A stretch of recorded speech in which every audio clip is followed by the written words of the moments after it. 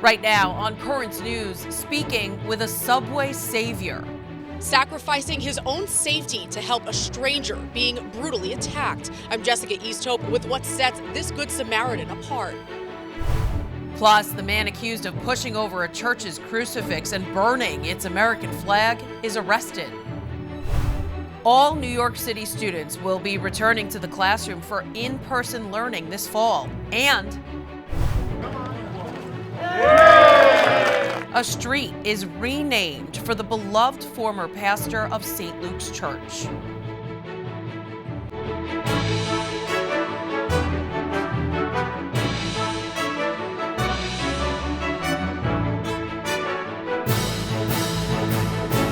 To know that I could have done something and didn't, and this woman's life was at risk. I mean, the stakes cannot be higher. Currents News speaks with the Good Samaritan who tackled a subway slasher moments after he attacked a woman. Good evening, I'm Christine Persichetti. Christ's parable was meant to inspire others to help a stranger in need, and that's exactly what Sean Conaboy did after watching a woman get slashed by an attacker. Currents News' Jessica Easthope is in Manhattan, where she spoke with him about his heroic act. Jessica. Christine, Sean Conaboy wasn't supposed to be in Union Square subway station last Wednesday. In fact, he wasn't supposed to be taking the subway at all. But he says ending up right here is the reason why the victim of a vicious attack is alive today. As trains rattled past, Sean Conaboy decided to lower the volume in his headphones. The song, Desolation Row by Bob Dylan. He'd listened to it countless times, but this time was different. And the volume was so low that I was able to hear the victim scream. There's a lyric in the song, "You're in the wrong place, my friend." Well, last Wednesday, Sean Conaboy was in the right place. Where he had produced the knife, because it's out when he goes to attack. He sprung into action in a way that's become uncommon when these all too common attacks happen. And then you came running from this way. Conaboy, who's a native New Yorker and parishioner at St. Michael's in Sunset Park, is being called a Good Samaritan, a term rooted in faith to describe someone who stops to help when others stand by. I never imagined it would be so heinous and so violent, but that was what I experienced, and I had to act. To not act would be an option, but I'm sure I wouldn't have been able to live with myself. That must be the camera that caught the incident. The chilling surveillance video from inside the Union Square subway station, a man with a knife stalking potential victims. And when he chose one, Conaboy said something in him took over. What was going through your mind when you made that tackle?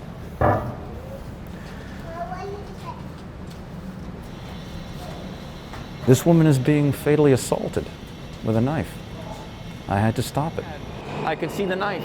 Wielding the knife in a way Conaboy says showed he wanted to kill 54-year-old Kelly Daly, the man who put him on high alert went back for more. But what's most horrifying is that once I tackled him and separated him from the victim, He went back to her. he went back at her, yeah. Conaboy says his And, faith has everything to do with his action that day. It's leaders in the Diocese of Brooklyn who have showed him how to put it into practice.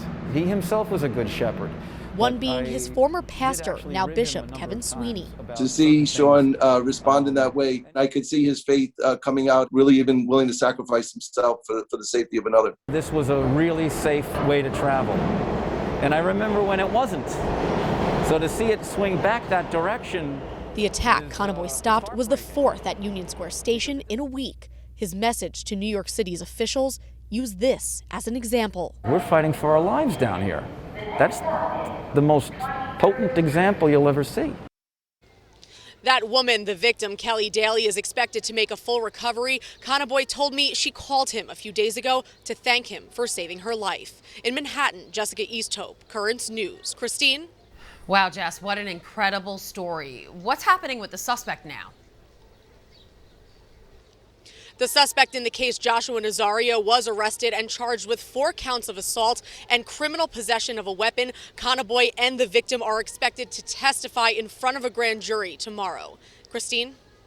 Thanks, Jess. Later on in this newscast, we'll speak with mayoral candidate Curtis Sliwa about the rise in crime in the city and on the subway. Sliwa founded the Guardian Angels in the 70s to fight a spike in crime in New York City. He joins us later with his plan for the city. A Brooklyn man has been arrested for vandalizing a church. Police say Ali Alahiri pushed over the crucifix in front of St. Athanasius Church in Bensonhurst and lit the American flag on fire. He's also accused of setting a fire at a synagogue and punching a Hasidic man. The church's pastor, Monsignor David Casado, tells us the crucifix was put up more than 10 years ago in memory of his mother. Congresswoman Nicole Malliotakis gifted a new American flag to St. Athanasius over the weekend, one that flew over the Capitol in Washington, D.C. If you'd like to help rebuild the image of Christ's crucifixion, head on over to GoFundMe.com and search Help Restore St. Athanasius Church. The U.S. is seeing a rise in anti-Semitic incidents since the most recent outbreak of violence between Israel and Hamas. The Anti-Defamation League received 193 reports of hate-related instances in the week after the crisis began. That's 131 more cases compared to the previous week. In New York City, the NYPD is stepping up patrols in Jewish communities. However, Rabbi Brad Hirschfield of the National Jewish Center for Learning and Leadership says that won't be enough. It's not going to be solved by a few extra police cars. The Lord knows plenty of places need them. This is only going to be solved when people stop practicing ancient hatreds as part of the justification for their current politics. The move to increase patrols comes after 2 Jewish teens were assaulted in Brooklyn's Borough Park Saturday. Police believe the suspects went on to yell anti-Semitic remarks in front of a nearby synagogue. Questions still surround the origins of COVID-19, and now there's new information on researchers at a lab in Wuhan, China, who got sick before the first reported cases of the virus. As Britt Conway reports, these new details could add to the push for a more thorough investigation into the origin of the virus. Wuhan, China, where the first known cases of COVID-19 were reported in December 2019. In March, the World Health Organization released a 120-page report outlining 4 theories on its origin. A very likely scenario, the virus spread to humans through an animal like a bat or pangolin. Extremely unlikely, a lab leak. But now we're getting new information about researchers at one of China's labs, the Wuhan Institute of Virology. 2 people briefed on a U.S. intelligence report say the report found 3 researchers from the lab got sick in November 2019 and had to be hospitalized. A State Department fact sheet from January only said it was several researchers in autumn 2019 with symptoms consistent with both COVID-19 and common seasonal illnesses. The director of Wuhan National Biosafety Lab responded, telling state media Global Times the report is, quote, a complete lie and, quote, those claims are groundless. This new information adds to growing concern over the need for a more in-depth probe into where COVID-19 started, pointing to a lack of transparency in the WHO's process. I think that we should continue to investigate what went on in China until we find out, to the best of our ability, exactly what happened. I'm Britt Conway reporting. Pfizer has administered its first COVID-19 booster shots. The pharmaceutical company is studying a 3rd dose of the vaccine and a pneumonia vaccine candidate. The first participants received their shots Monday. The trial is looking at safety when the vaccines are given together and will follow up 6 months after. 600 adults over the age of 65 are in the trial. Students in New York City public schools will be back in classrooms in the fall. Mayor Bill de Blasio announcing Monday the city will no longer offer a remote schooling option in September. Roughly 600,000 students stayed at home for classes this school year. De Blasio says he will even begin welcoming parents to visit schools in June to see their safety accommodations. Many Catholic schools in the Diocese of Brooklyn already were in person, but Brooklyn schools are planning for students to be fully back in class soon. The diocese will still offer remote learning through their St. Thomas Aquinas Online Academy. The Archdiocese of New York plans to go full in person this fall. And the results are in. The tablet will be announcing the student and school winners of their COVID relief fundraiser in this week's edition of the paper.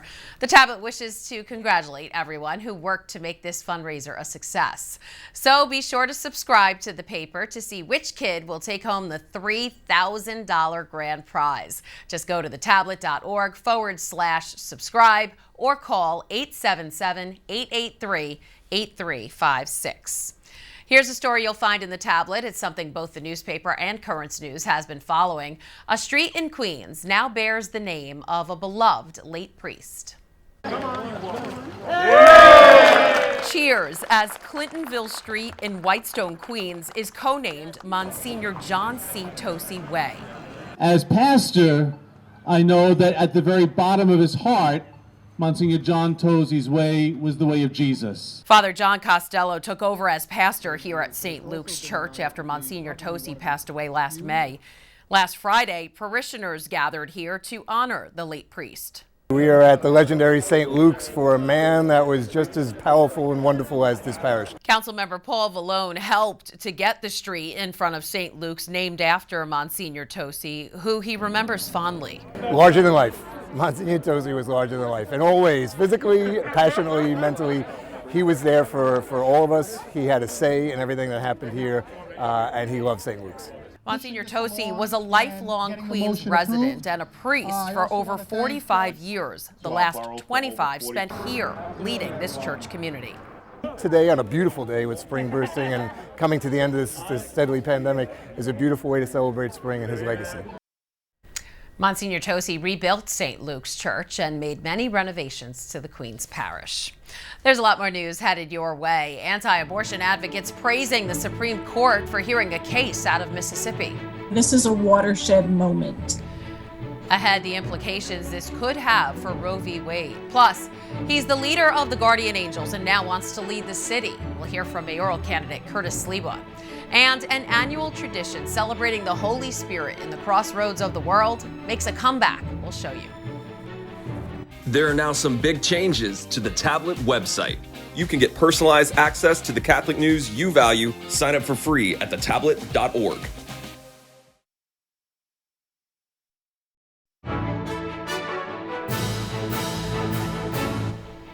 It's being called a watershed moment by pro-life advocates. The Supreme Court has agreed to take a look at a Mississippi law that would ban abortions after 15 weeks. Currents News' Emily Druby is here to explain the law and how a decision could affect Roe v. Wade. Emily. Yes, Christine. So by agreeing to take on this case, the Supreme Court is essentially agreeing to revisit a core precedent of Roe v. Wade, fetal viability. Right now, estimates are recognized around 6 months, but depending on that court's ruling, it could change. Pro-life advocates are very hopeful.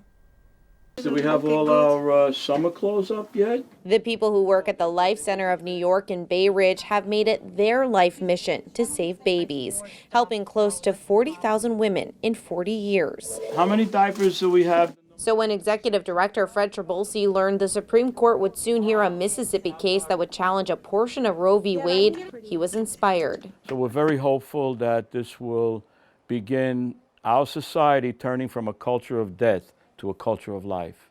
As great St. John Paul II said, we have to change the culture. He's not alone. Pro-life advocates across the country have been applauding the High Court for taking this case. The Mississippi law bans most abortions after 15 weeks. Right now, that's considered unconstitutional because it's way before fetal viability, estimated at 24 to 28 weeks. This is a watershed moment.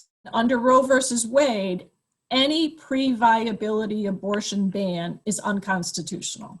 Okay. So they would have to tinker with Roe versus Wade to do anything to ban abortion before viability. As Kathleen Gallagher, the New York State Catholic Conference's director for pro-life activities, explains, the ruling could have a huge impact on other laws, like the one recently passed in Texas that bans abortion as early as 6 weeks. About half the states in the country have some kind of abortion ban in place that could be upheld if the court upholds this Mississippi law. While there's no way to know how the Supreme Court will vote, pro-life advocates are cautiously hopeful. Now we have a different U.S. Supreme Court. You know, the makeup is different, so there is some optimism and some hope that the court might uphold a pre-viability abortion ban.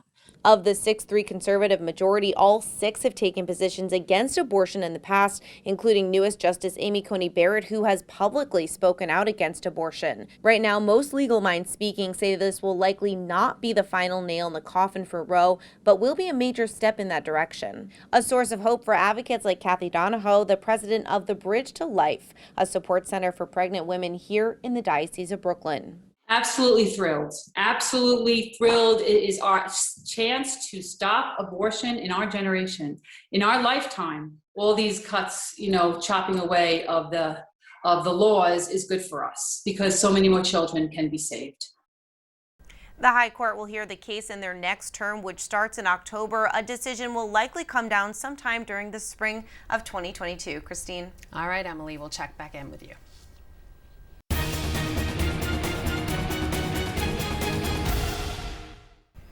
Turning now to the race for mayor, just 4 weeks to go until primary day. We've asked all the frontrunners, Democrat and Republican, to join us on Currents News to talk about why they should be the next mayor of our great city. Our first guest may look familiar to you. He is the founder and CEO of the Guardian Angels and is now throwing his red beret into the ring. Republican candidate Curtis Sliwa joins us now. Curtis, first let's talk about what it seems everyone's talking about these days. It was our top story, the rise in crime. You started the Guardian Angels in the 70s. Do you think we're going back to that time? And what's your plan to make the city and the subways safer?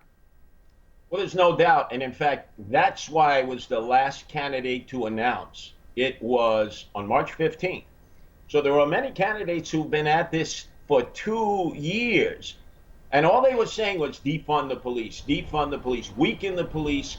So I used common sense. I said, number one, as the Republican candidate, I am going to refund the police, put the $1 billion back.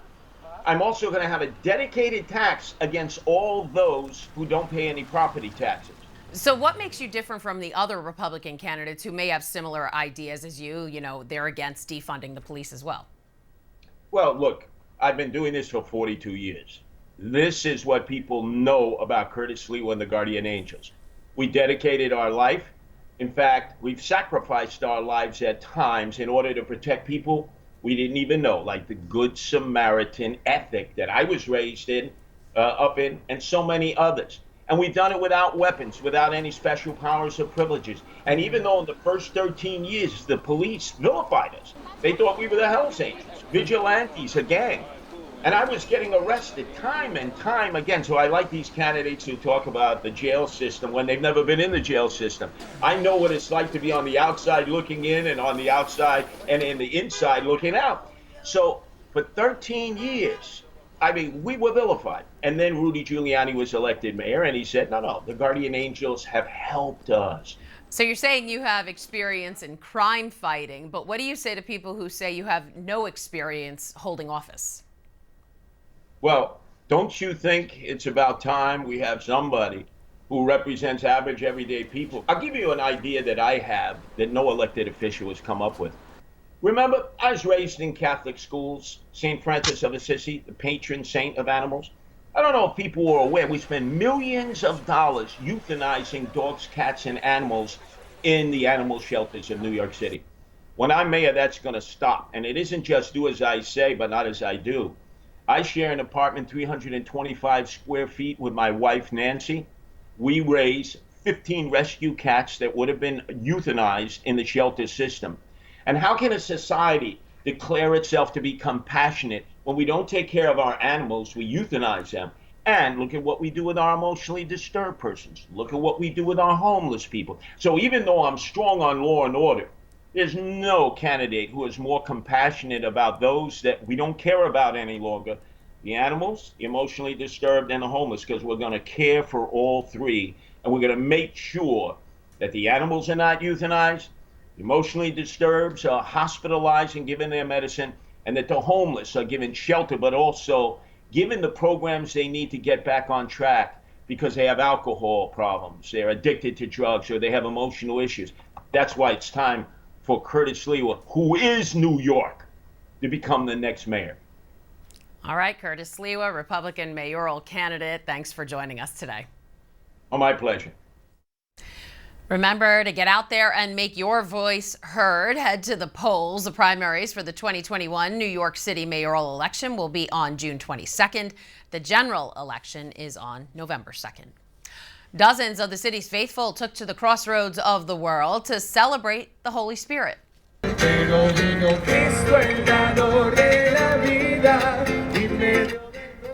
Spreading the good news through dance and song, parishioners from St. Pancras Church in Glendale set up their night-long Pentecost Vigil on the red steps of Times Square.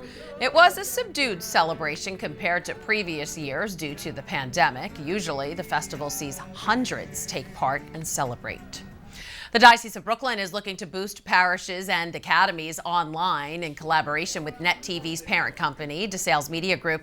The diocese is holding a virtual World Communications Day for church leaders. The event includes compelling Catholic keynote speakers and breakout sessions designed to help the churches and schools inspire new ideas for connecting with parishioners and students where they are. The event will take place Wednesday, May 26th between 4 and 6 p.m. You can register at wcdnyc.org. Still to come on Currents News, we'll uncover the secret behind this painting on display in Rome. Behind the image lies another. We'll show you what it is when we come back.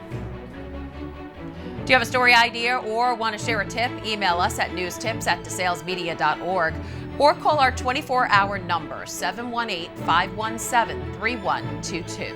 We'll be right back.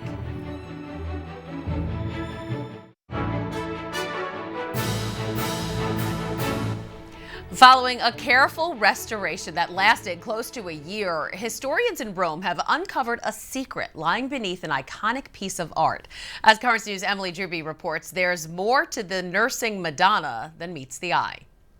The Nursing Madonna is the only painting by Spanish painter Bartolomeo Esteban Murillo in Rome. It's currently on display in the historic Palazzo Barberini. It's a painting of the Virgin Mary breastfeeding Jesus as a baby, but it contains a secret. Behind the Madonna and Child is another image of St. Francis kneeling among nature. Murillo must have made it before the work we see before us. It was another image that was almost finished in its entirety and that for some unknown reason he decided to hide. Through X-rays, it's possible to see the face of St. Francis behind the image of Mary, as well as his hands bearing the stigmata, his tunic, and even the garden around him. On the surface, no trace remains of the scene of St. Francis behind the painting, yet the beauty of this painting is not hidden in the image of St. Francis, but the captivating eyes of its subject, which draws the audience into the painting. He painted the Madonna and Child as if it were a mother nursing her child in an open space. We could even imagine that we are in Seville, and next to a slightly damaged wall we see this mother breastfeeding her child, and the arrival of the viewer disrupts the moment, so they turn around. The gaze of the Virgin and the infant Jesus captivate the viewer, bringing them into the humble scene. Since it was painted in 1675, Murillo's work continues to fascinate audiences from around the world. The restoration of the Nursing Madonna took 10 months to complete. It will be on display at the Palazzo Barberini until July. Emily Druby, Currents News. And that is Currents News. I'm Christine Persichetti. Thank you for joining us because we are putting your faith in the news. Hope to see you again next time.